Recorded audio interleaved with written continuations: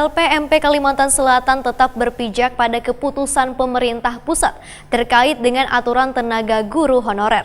Dikarenakan aturan yang telah berjalan sudah ada di Kabupaten Wan Kota untuk verifikasi berkas dimulai dari Kabupaten Wan Kota, kemudian ke Dinas Pendidikan, dilanjutkan ke LPMP, diteruskan ke LPTK, pelaksana PPG atau PLPG.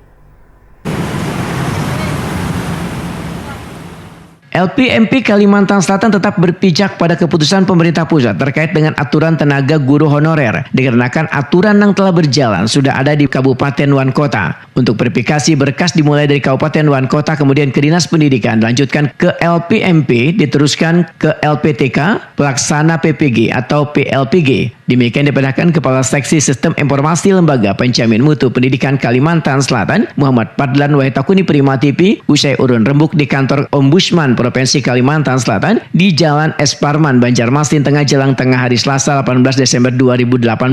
Sementara itu, keinginan bubuhan guru honorer ini, ujar Muhammad Fadlan, hanyalah ingin mendapatkan kepastian bila menjadi tanggung jawab pemerintah provinsi atau Kabupaten Wan Kota. Hanya ingin kepastian, Mbak, bahwa dinas apakah itu gubernur, apa itu wali kota atau bupati, kepastian ingin bahwa memang si pendidik kita tersebut memang benar-benar menjadi tanggung jawab provinsi, kabupaten, kota. Memiliki status kalau sertifikasi mendapat. Kalau sertifikasi beda. itu nanti kan beda lagi, Pak. Nah, kalau itu kan nanti sudah kalau ikut PPG yang dulunya PLPG ganti PPG. Nah, kalau sudah dapat sertifikat itu baru dapat tunjangan profesi. Walaupun honor. Walaupun honor. Iya. Berarti untuk mencari status mereka ini, Pak, intinya, Pak. Pertama untuk Ketua Ombudsman Kalimantan Selatan Nurholis Majid menyatakan pertemuan yang menghadirkan beberapa instansi terkait Tuan Dinas Pendidikan Banjarmasin ini supaya permasalahan ini bisa mendapatkan solusi yang baik. Nurholis Majid meminta pemerintah kota untuk memikirkan nasib bubuhan guru honorer ini dengan membuat regulasi tentang revisi SK Wali Kota pada 2019 mendatang. Nurholis Majid pun mengaku mendapat masukan dari Lembaga Penjamin Mutu Pendidikan atau LPMP Kalimantan Selatan yang menyatakan SK Wali Kota Banjarmasin itu sangat mudah direvisi karena permasalahannya hanya ada pada redaksi. Substansinya karena itu tidak sekedar menyangkut status guru itu sendiri, tetapi keperluan mereka adalah dalam rangka pendaftaran di PPG, LPMP tadi itu untuk keperluan sertifikasi. Dinas pendidikan sendiri